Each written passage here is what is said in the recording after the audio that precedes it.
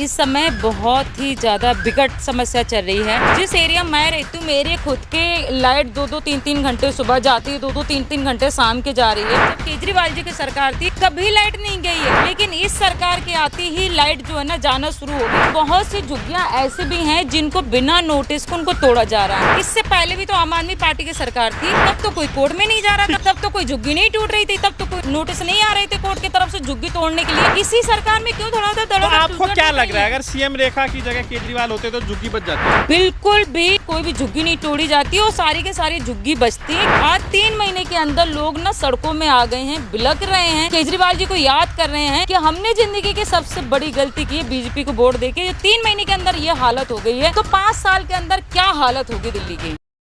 दोस्तों नमस्कार, मेरा नाम है अरुण और आप देख रहे हैं टाइम्स एक्सप्रेस। फिलहाल मेरे साथ जो है काउंसलर सारिका चौधरी है, उनसे बातचीत करते हैं। मैम, किस तरह से देखते हैं दिल्ली के अंदर? मैम, रेखा गुप्ता सीएम है दिल्ली की, पहले वो भी काउंसलर थी, आप भी काउंसलर, तो अच्छी आपकी तो बॉन्डिंग होगी, तो क्या स्थिति है दिल्ली के अंदर? नहीं, ऐसा कुछ नहीं है बॉन्डिंग हो गई, क्योंकि जब तक हम सदन में थे तो हम लोगों में आपस में फाइट बहुत ज्यादा होती थी। हाँ। सदन वो चलने नहीं देते थे, जिसकी वजह से हम लोगों में फाइट बहुत होती थी। तो ऐसा कुछ है नहीं कि बहुत अच्छा हमारा बनता है उनके साथ में।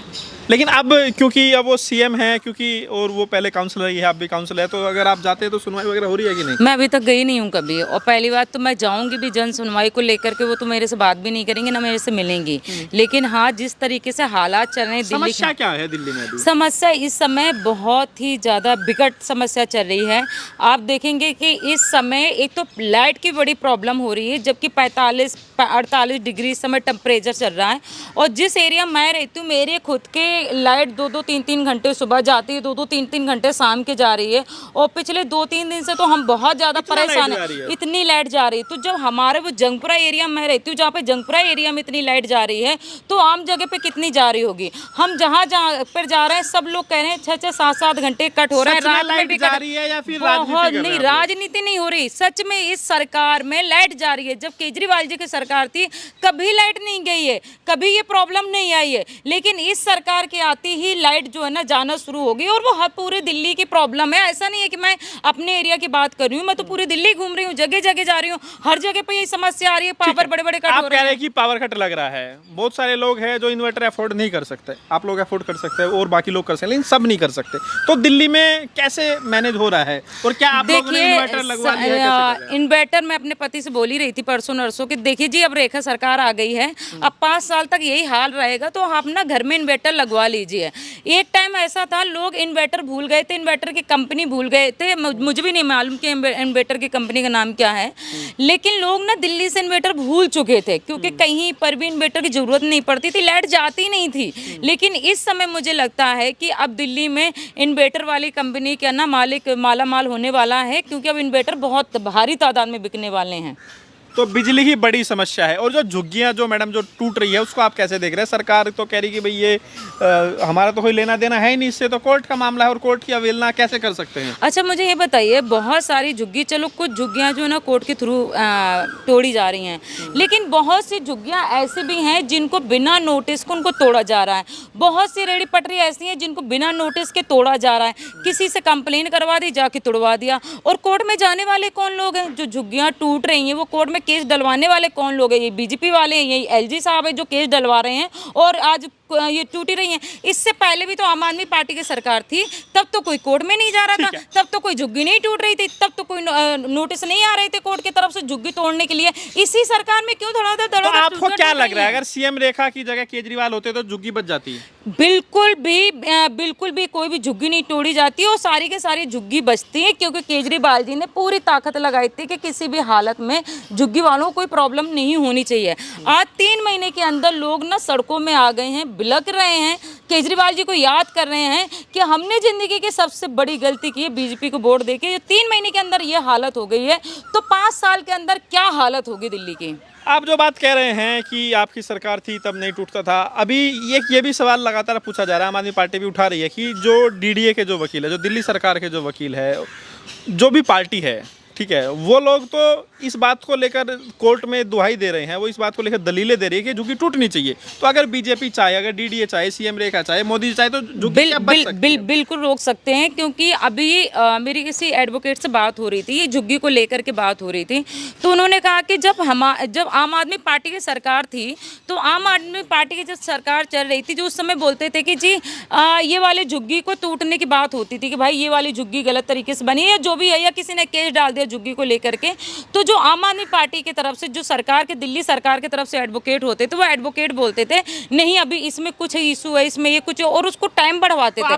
6 महीने का, हाँ 6 महीने का टाइम बढ़वा लिया कोर्ट से, फिर 6 महीने का टाइम बढ़वा लिया, तो वो लगातार झुग्गियों का टाइम बढ़वाते थे ताकि झुग्गी टूटे ना। लेकिन अब क्या होता है, जो इनके काउंसिल है, जो बीजेपी की तरफ से जो इनके एडवोकेट हैं, जो सरकार के, दिल्ली सरकार के, आपकी सरकार के जो एडवोकेट है, वो तुरंत ही कोर्ट में बोलते हैं अरे कल तोड़ दीजिए ना, नोटिस ला अभी आप जारी करिए, कल तोड़िए, कल ऑर्डर करवाते हैं, हम परसों बिल्डोजर लगवाते हैं। इस तरीके से कोर्ट के अंदर जाके बोलते हैं। तो इसका मतलब आप दिल्ली के झुग्गी वासियों को रहने नहीं देना चाहिए। तो आपने झूठ वादा किया। मोदी जी कहते थे कि जहाँ झुग्गी वहाँ पे मकान। क्या हुआ आपके वादे का? आप हर घर में कार्ड बना के देके आए। इनके प्रदेश अध्यक्ष सचदेवा जी और इनके बहुत सारे बड़े बड़े लीडर झुग्गियों में गए, टेंट लगाया, बच्चों के साथ में कैरम खेलें, सब्जी पूड़ी खाई, पिज्ज़ा मंगवाया, बर्गर मंगवाया, खुद भी खाया, बच्चों के साथ में खाया।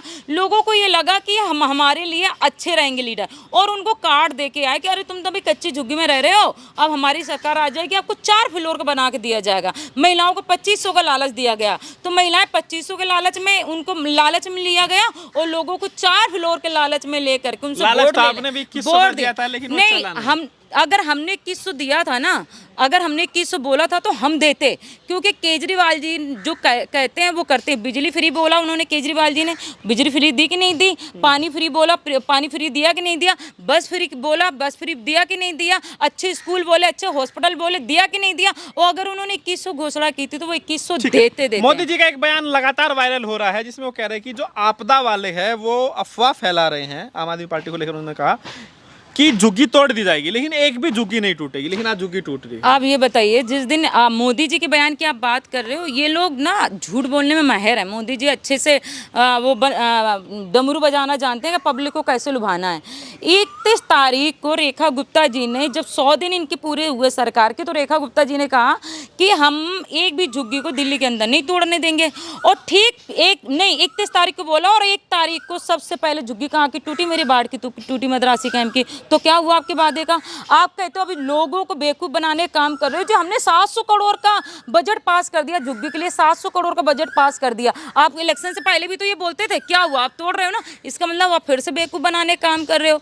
तो ये कहना चाह रहे हैं कि सारे दिल्ली की झुग्गी वाले कहीं एक साथ ना आ जाए, तो उनको ये लालच दिया जा रहा है 700 करोड़ का। लेकिन लोग भी अब जागरूक हो चुके हैं, क्योंकि 3 महीने के अंदर उन्होंने देख लिया है कि ये धड़ाधड़ झुग्गी तोड़े जा रहे हैं। हजारों की तादाद में रेहड़ी पटरी तोड़ी जा रही। एक दिन मैं नागलोई गई, नागलोई में हम लोग सरकार के खिलाफ में मटका फोड़ने गए थे। वहाँ के बिजली पानी की प्रॉब्लम हो रही थी।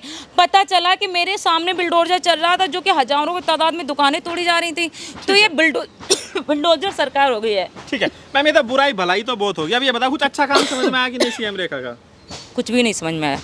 जनता के हित में कोई भी काम ऐसा नहीं है जो अच्छा किया उसने। हाँ, तो कोई समझ में नहीं, कुछ काम समझ मुझे तो कुछ भी नहीं समझ में आ रहा है। लोगों को क्या समझ में आ रहा है मुझे नहीं पता, लेकिन अभी तक तो मैंने एक सिंगल आदमी से ये नहीं सुना कि रेखा गुप्ता का ये काम बहुत अच्छा हुआ। कोई भी काम अच्छा नहीं हुआ। ये सिर्फ ढपली बजाने काम कर रहे हैं। पब्लिक का कोई आपको लग रहा है 5 साल में दिल्ली को चमका देगी सीएम रेखा? देखिए, कोई नहीं चमकाने वाला है, लेकिन गरीबों को जरूर यहाँ से ख़त्म कर दिया जाएगा। रेडी पटरी वालों को जरूर यहाँ से ख़त्म कर दिया जाएगा। रोजगार जो बेचारे रोजगार कर रहे हैं छोटे छोटे, उनका रोजगार जरूर ख़त्म कर दिया जाए। ये काम जरूर अच्छे से काम करने का काम करेगी। और ये सरकार गरीबों की सरकार नहीं, ये करोड़पतियों उद्योगपतियों की सरकार है। अब देख ली नहीं, बिजली के बड़े बड़े पावर कट आ रहे हैं, बिल आ गए। बहुत सारे लोगों को सुबह भी कॉल आए, कल भी आए कि मैडम इतना तो कभी नहीं आया। AC भी चलती थी तो 2500 का बिल आता था, अब उनके 5-5, 7-7, 8-8 हज़ार के बिल आ रहे हैं। जो लोग सिर्फ पति पत्नी घर में रह रहे हैं, ज़्यादा परिवार भी नहीं है, 10-10, 15-15 हज़ार के बिल आ रहे हैं। तो ये सरकार, अब ये देखिए ना, अडानी के पास में जाने वाला है जो बिजली विभाग है, सारा का सारा बिजली पावर सब अडानी को देने वाले हैं। तो ये सरकार ना अच्छी सरकार नहीं है। तो आपको क्या लग रहा है, जो फीस बढ़ोतरी को लेकर जो आंदोलन हुआ था, लोग सड़कों पर आए थे, उसको लेकर अब सरकार जो है अध्यादेश भी लेकर आ रही है? देखिए 3 महीने हो गए इनकी सरकार बने हुए, इन्होंने 3 महीने से पब्लिक जो है ना अभिभावक 10 लाख तक का फाइन लगेगा, स्कूल का अभिभावक मनमानी करेगा सारे का सारे जो है ना अभिभावक जाके प्रदर्शन कर रहे हैं, रोज जा रहे हैं। बहुत सारे लोगों के बच्चों के नाम काट दिए गए, बहुत सारे बच्चों को टीसी नहीं दी जा रही है। वो फैमिली परिवार ये कह रही है कि अगर हम फीस तो इतनी जमा नहीं कर पाएंगे, आप हमारे बच्चों को टीसी दे दो ताकि हम सरकारी या प्राइवेट छोटे स्कूल में हम करवा लेंगे, हम अफोर्ड नहीं कर सकते यहाँ के फीस। तो वो लोग उनकी टीसी भी नहीं दे रहे, टीसी भी जमा कर ली, फैमिली को धमकी दे रहे हैं। अब जो फैमिली वाले जाके प्रदर्शन कर रहे हैं तो ये लोग सुनने को तैयार नहीं। इन्होंने रेखा गुप्ता जी ने कहा था कि हम एक कानून लेके आएंगे ताकि ये फीस ना बढ़े। आप मुझे दिल्ली का 1 या 2 स्कूल भी बता दीजिए जहाँ पे फीस रोकी गई, मतलब माफ की गई हो, कहीं पर भी नहीं हो रहा है। इनके सरकार में बढ़ते चले सरकार में भी बढ़ती होगी, ऐसा थोड़ी ना है। हमारी सरकार में हमने बढ़ने नहीं दी फी। आपने देखा होगा प्राइवेट वाले कितने परेशान थे हमसे। मैम कुछ पेरेंट्स से मेरी बात हुई, वो बता रहे थे उनके 2 बच्चों की फीस 35,000 रुपए है। बहुत सारे लोग ही तो सैलरी नहीं होती है 35,000 35,000 की सैलरी नहीं होती, वो कहाँ से अफोर्ड करेगा? 35,000 रुपया कहाँ से देगा? 35,000 में तो लोग पूरा घर चलाते हैं, परिवार चलाते हैं, अपना बच्चों के देख रेख करते हैं, स्कूल की फीस जमा करते हैं। अब जितनी फीस बढ़ा दी, 80% बढ़ा दी, आदमी कहाँ से भर पाएगा? इसका मतलब आपका पानी भी गया, आपकी बिजली भी गई, आपका मोहल्ला क्लिनिक भी गया, आपकी अच्छी एजुकेशन भी गई, सब तो खत्म करने का काम कर रही है सरकार।